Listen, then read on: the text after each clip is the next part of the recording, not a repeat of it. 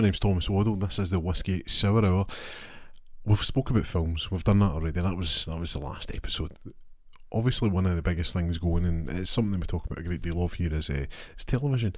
So, off the back of what we've done with the films, we're then going to look at the TV shows that are coming out. And the thing that's different with TV shows is they can be moved, and the dates for the releases changed at quite a quick pace. So, they could change some of the shout outs we've got here, but at the same time they might move forward, perhaps, who knows. But we're going to look over certain shows that pique the interest of the listeners. You know, we have, I would say, quite a large listener pool that has a vast, taste for shows. But there's certain ones here that you're probably going to see. Like, there's a new series, I think it's Rivals coming out. I mean, cool. I don't know who that's for. It's not my group. I know nobody that's talking about it, but we've got a season 2 for it. So there you go. There's the gimme. The first couple I want to talk about actually bleed in from 2025. You have a few shows that were running prior to the new year and are wrapping up their runs in the next kind of week or so.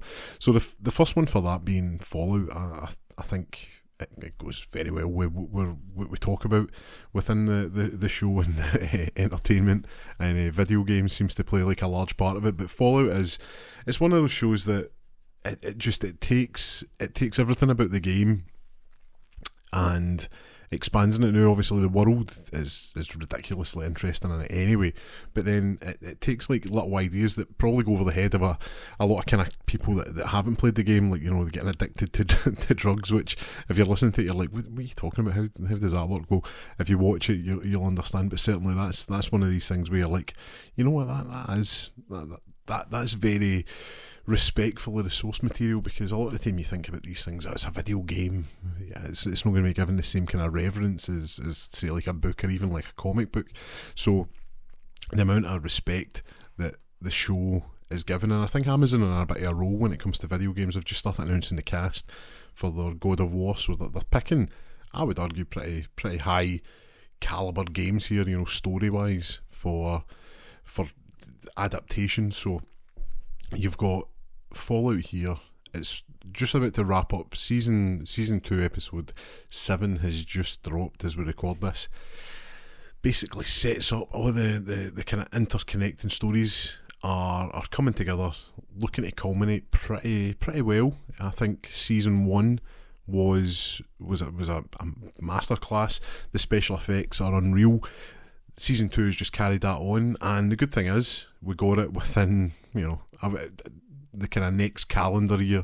It came out 2024, and Fallout started kind of in the late 2025 there. So it's kind of fell in that way. I think Walton Goggins, El Purnell are just absolutely scene stealers, and Kyle MacLachlan, I think he's great. I think he's great in everything he's in, whether it's Sex and the City, the Flintstones movie, or even Dune for like 1984, man. Like, he was really good in that. So yeah, it's really good. It's on Amazon. I believe, from what I've read, that season 1 is actually going to be put on to YouTube, so you could, if you want to watch it, and there's no guilt of I need to get an Amazon Prime membership here. You don't need to worry about it. I think it's going, from what I've read, it's going on YouTube, but I have said that before, and then it turns out it's only available in America or somewhere else. So it's going to be good. Like, I don't see them dropping the ball for it. Season 2 is wrapping up next week, and season 3 has already been announced. There's talk whether or not it's official or not. I've seen it again online with scoopers coming up with these posts, and there seems to be quite a few, so you have to think to yourself, right, maybe there's a bit of validity to what they're saying. But season 3 is looking to film in May of this year, so hopefully we get another late, maybe 2020, I can't believe it, 2027 release date for that. So hopefully, fingers crossed, we get that. But either way, you don't mind the wait for it, because it is just It's just quality, and the fact that my wife, who is in no way a gamer or has any interest in gaming, like every week we're like, can we watch that? We're going to a gig last night, and we had dinner.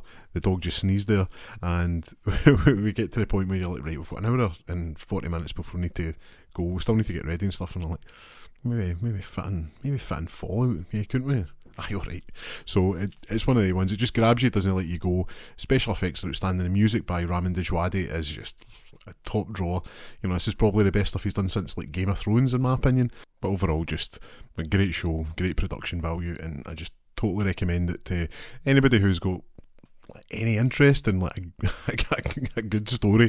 It's not let me down yet. Even the episodes that where you're like, it's a wee bit slower. It's giving it good lore and just it's interesting no matter what you say.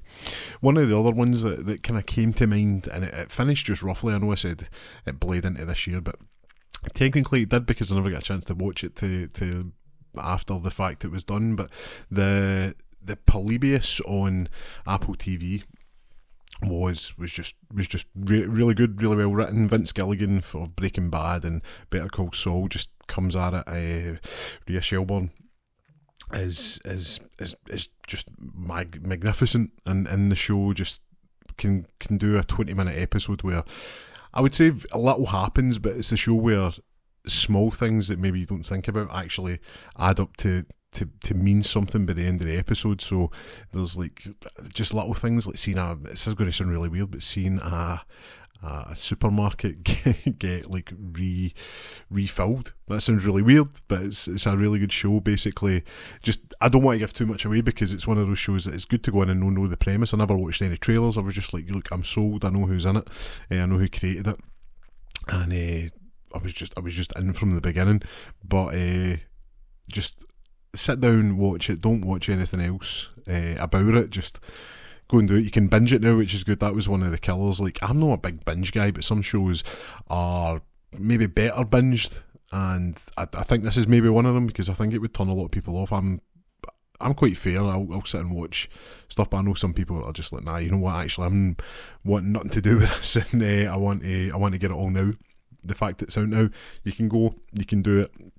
Sit down, watch the show, and I think it sets itself up really well. The only thing is, because it's it seems to be with Apple, the shows themselves take probably an average of like 25,000 years to come out, so it's a bit, there's a wait going to be had. So maybe if you want to watch it now, or hold off a little bit, and you'll maybe get it in the next 5 years. We've done it for Severance, we're going to have to do it for Polybius, unfortunately. So, but there are like a lot of big shows that come out, and a lot of the time now it does, especially with how the spectacle of certain shows like Fallout, House of the Dragon, which we'll be talking about in a little bit.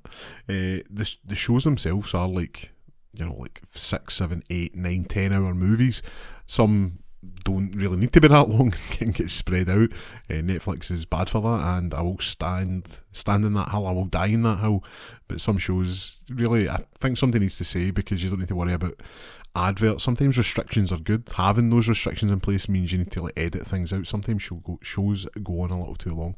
So you've got the likes of, like mini TV movies that we're in a bizarre time with the likes of streaming and terrestrial TV and stuff. So I think if you're going to sit down and watch something, it should grab you. And I think dramas are just as valid as your multi-million-dollar an episode blockbusters that come out. But a kind of smaller show, we mentioned House of the Dragon there, it's just started, we're 2 episodes in. A Night of the Seven Kingdoms on HBO, so it's on Sky. We will talk a little bit about HBO Max in a moment, but A Night of the Seven Kingdoms, it's came out. I've read the books, so I know where or what it's going to do, but the book's a short story. It's almost like, remember the Hobbit films that came out a decade ago, jeez, over a decade ago. When they came out, there was a lot of complaints like, this is a really short book, why are we turning this into but when you account for the extended editions of The Hobbit, you're looking about 12 hours or some ballpark figure like that. It's a lot of time. You could read the book twice in that time, and probably, maybe a third time just for good measure. But the show, I mean, it's Game of Thrones, so you think, right, I know where it's going to be. It's set in the Game of Thrones universe. And 8 of the Seven Kingdoms, within the first, I'd say 5 minutes of the first episode, you were like, this is different, and in a good way. There's maybe it's something they're going for. We've had 2 episodes at this point, so I can't speak for the rest of them. There's maybe each episode starts with something graphic happening, and I'm not talking about somebody getting their head lopped off or anything like that. I'll leave it at that. Don't eat your dinner when you start these shows. But the show itself features Dunks or Dunk at all, and Egg, who, this is a cool wee guy. I'm not wanting to spoil too much. The actor that plays him, who the name escapes me, I apologise, is outstanding. Steals every scene that they're in. I know we mentioned scene stealers earlier. I think that's a big thing with shows. It's just something that grabs you. Somebody's magnetic performance just draws you in. House of the Seven Kingdoms, House of the Dragon, Game of Thrones, and 8 of the Seven Kingdoms. There's always somebody in the show that has that kind of magnetic kind of quality with the characters, whether it's Peter Dinklage, whether it's Matt Smith. The characters in this straight away, you're like, there's again, I'm not going to go into too much detail with regards to characters, but Lionel Baratheon is unbelievable. Sorry, I'm smacking my lips here. I'm very dry. I don't know if it's the weather. It's ridiculously cold at the moment, but the moisture has gone. But there's just scenes. I mean, we're the shorter show, so it's like 40 minutes per episode, maybe a bit less depending on what one it is. But there's like scenes, and I keep thinking about them. The writing's so sharp. It reminds me of Game of Thrones, seasons 1 through 5, where it's stuck really close to the books. I think these are some of the most honest characters, some of the friendliest characters, and that's saying a lot considering what Westeros and the kind of world of Thrones is like. But the show, it's grabbed me. I'm back in already, and the fact that we're getting this the now, and then in the middle of the year, I would imagine we're going to get Hot D. We're getting House of the Dragon. It's an exciting time to be a Game of Thrones fan. But with that being said, I think the show we mentioned earlier about binging and the kind of qualities of that. Now, I'm not a binger. I like I like a break between my episodes to take it all in and kind of chew it down and understand what's happening. So the fact that I'm like, I really want to see the rest of these episodes. One, because they're quite short and I'm not used to that. I'm like, an hour is enough. And even then, when you're watching House of the Dragon and there's been a battle and you're just like, I want to know what's happening. I avoid all trailers, so it's like that week is very long. So the fact that I'm like chomping at the bit, ready for the next episode, says a lot about just the quality of the show. The writing's great, music's great, and the shock value is very good as well. And you'll see that, as I say, don't eat your dinner when you're watching the first 2 episodes. Maybe the third one's a bit better. It kind of catches you off guard, but it certainly deviates from what you would normally expect for these kind of shows. So yeah, an 8 of the Seven Kingdoms. Just get it watched. It's just started.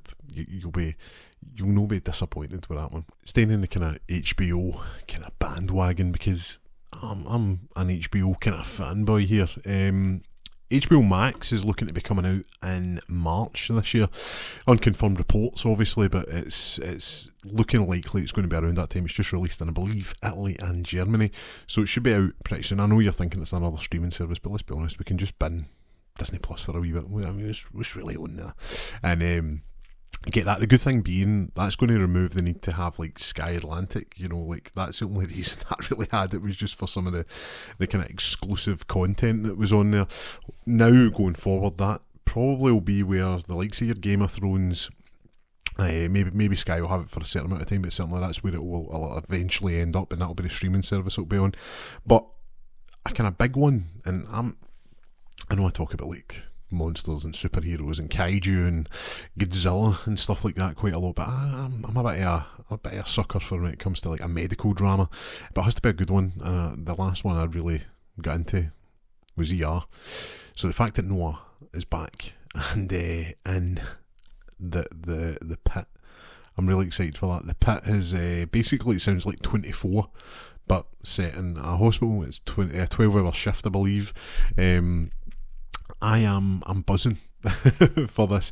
Season 1 was out last year. Obviously, it wasn't streamed here anywhere, so you're going to be able to pick up Season 2 by the time HBO Max comes out, like I say, in March, and you'll probably have the majority of it, so you'll have like 2 seasons to watch. A good thing being, it is I'm not saying low budget, that's not what I mean, but it's not got like loads and loads of, like special effects, so the fact is you're getting it yearly, which is what we all want. We don't want to be sitting about waiting again. We spoke about it earlier, 3 years about it's just too long for anything. Maybe a film you could get away with, but a TV show it does really kind of drag on a little bit. But The Pit coming out is going to be great, but just on top of that, obviously having HBO and the access to that library, you'll have all your Warner Brothers stuff on there, so it's just going to be the place to be. And I feel like, I'll be honest, I feel a Sopranos rewatch coming on, just the fact that it'll be all there, because like now TV's fine and Sky's fine, but it's just no the best. The quality of apps just isn't good, so hopefully it hits the ground running. You'll have The Pit to watch, so I mean, just medical dramas, man, I like that, and that's what I'm looking forward to. But big hitter, last HBO show. I don't want to keep going on about it, but House of the Dragon coming out, season 3.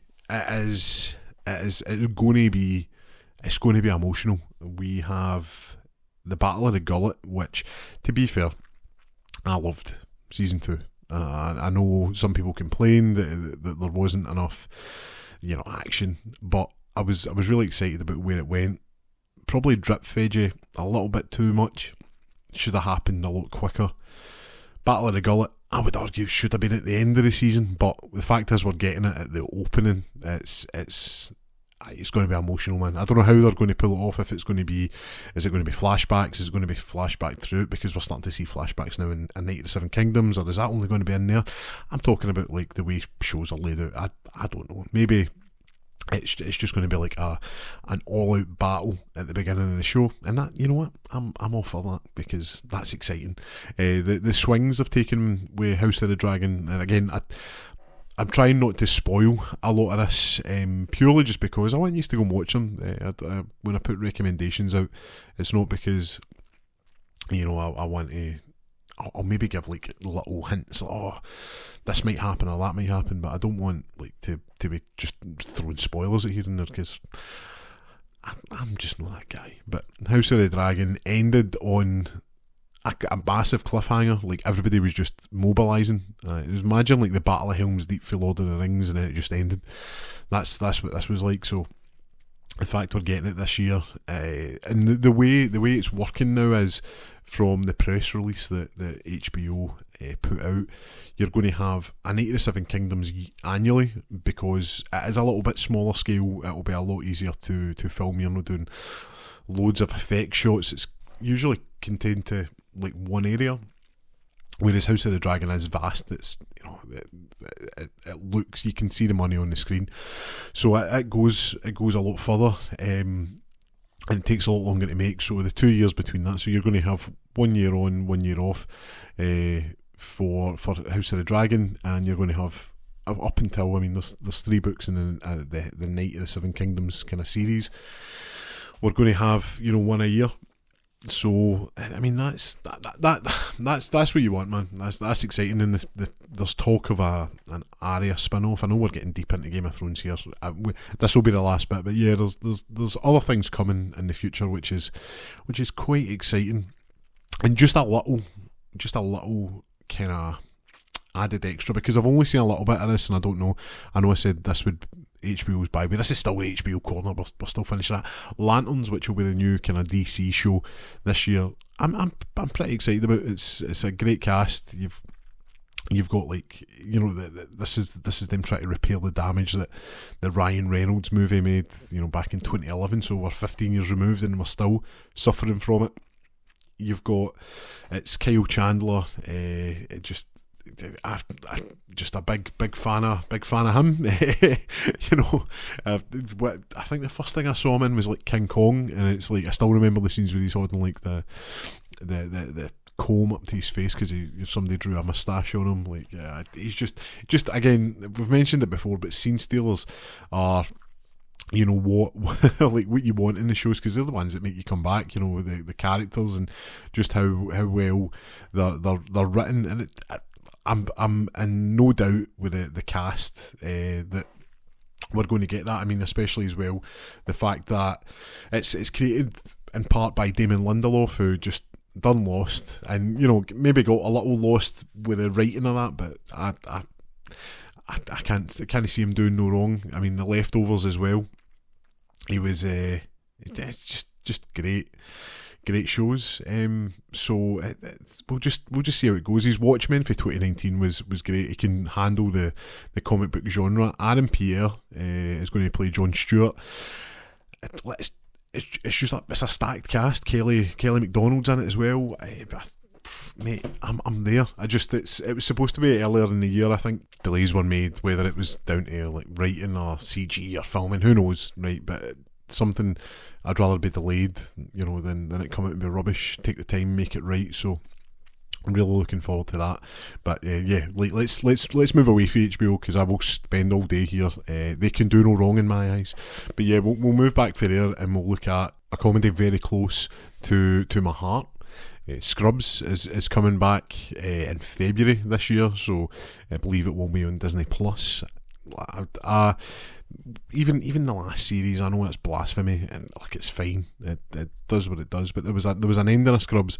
There's a 10-minute montage, and it gets you right in the heart. Scrubs is one of those shows that wears its heart in its sleeve, and the medical dramas, like we mentioned, I'm a big fan of that. And the fact that Scrubs was a medical drama and a comedy at the same time, unbelievable. Anybody that saw it, and if you mention the Brendan Fraser episodes with Ben, the character he played, like, everybody knows. Like, if you've saw it, you know, and you'll probably feel it in your chest a little bit. So the fact that, you know, we're 25 years removed almost, and those emotions are still created at the thought of this. So I have faith that it will be good. I hope it's good. Scrubs was a massive part of, you know, me growing up and really making my comedy sense and what I find funny. It was a big part of that. It has a lot of heart, and like hopefully the show itself, it comes back and is just as good. The fact that the cast are all returning, that's a big plus for me. Sometimes with these, it just doesn't feel right. It feels a bit hollow if maybe, you know, a main cast member doesn't return. So everybody's back. Fingers crossed with this one. And sticking with that February date as well, you've also got Monarch Season 2. So I know we mentioned kind of monsters and stuff earlier. This is set in the Monsterverse, the Godzilla movies for Warner Brothers, just over the last like kind of 10-15 years.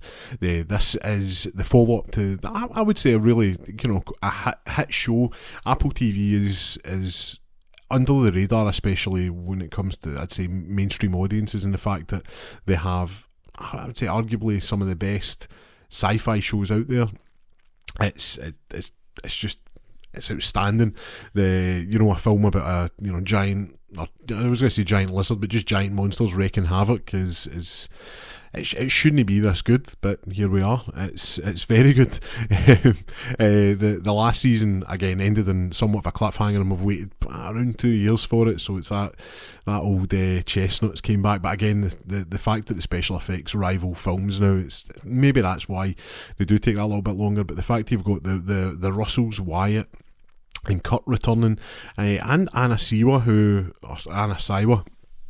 who was in Shogun. I hadn't saw Shogun when the original Monarch series came out, so I've since watched that, and it's like, I'm on board.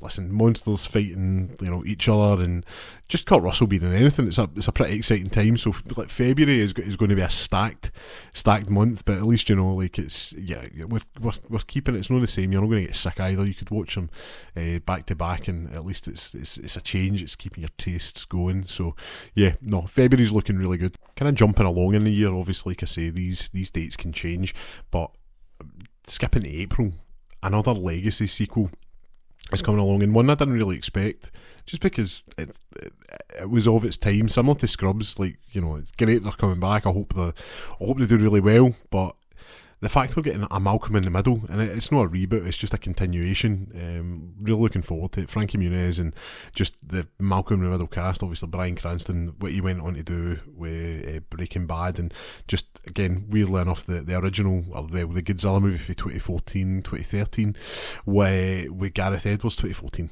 I'm just getting my dates wrong in our madness. What he can do, like, he's just an amazing actor, amazing comic actor. His timing is perfect. Some of the reactions he has as Hal from the original series was great, and I'm sure he'll bring it with this one.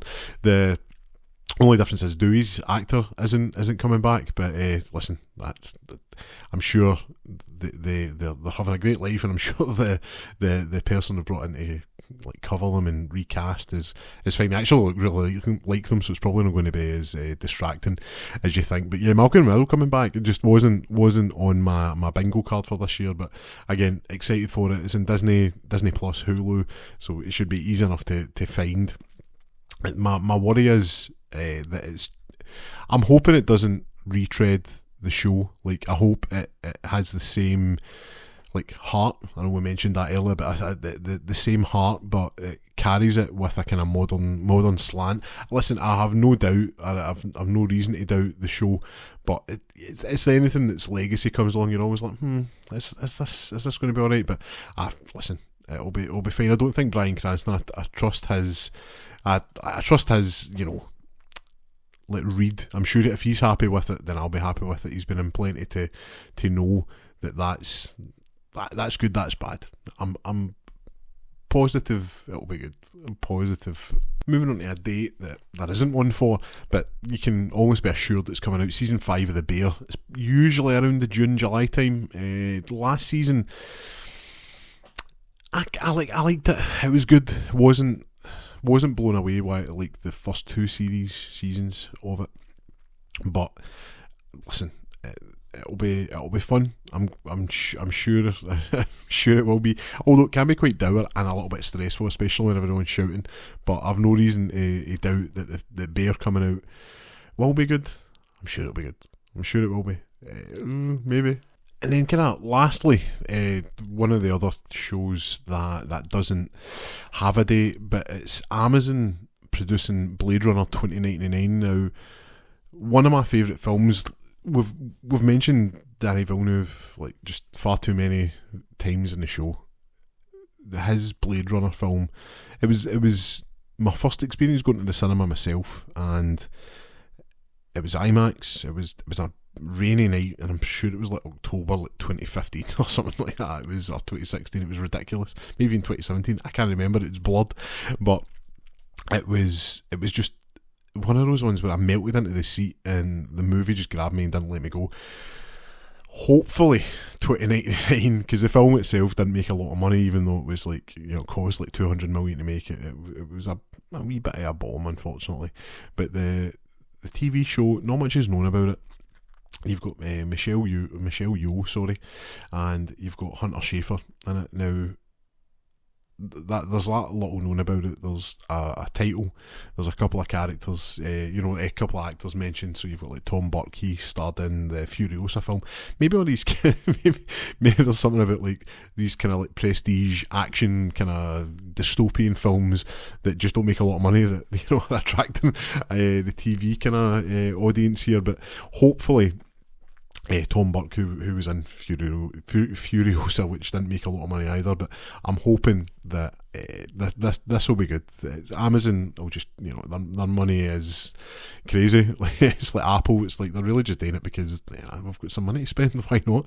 So again, not much is known about it. You have me at Blade Runner. As soon as I hear that, I'm like, oh, here we go. What are we going to be doing here? I know this list has been. It's eclectic to me. I don't want to think that this is all I watch, because I watch quite a lot, and there'll be stuff that I'll look at and I'll be like, nah, I'm alright. And then when you actually are sitting and you have the opportunity to just, like we talk about it, binge something, because not everybody wants to binge a show at the time, but if you're really into something, the weekly release I think works. So there might be something comes along and I'm like, actually, you know what? I'm going to try this, and then I'll fall in love with it. So I don't doubt that will happen. I'm not sure where it will be or what will be happening. So I'm looking forward to this year anyway, film and TV wise. If you have anything you want to watch, please comment, like, share. The episodes always appreciate it, but make sure you get in the comments. Every comment will be replied to. So if you want to put down what you're looking forward to, if you want to discuss what we've mentioned or just totally disagree, like, actually, you know what, that's a nonsense list, then by all means leave it down there. You can get in contact at thewhiskeysourhour.com, and as I say, if you can give us a like, share, subscribe, it always goes very, very far. And you can get us on all social medias, Facebook, Instagram, not on X. I'm just not feeling X now. And on that note, I've been Thomas Waddle. This has been the Whisky Sour Hour. Cheers.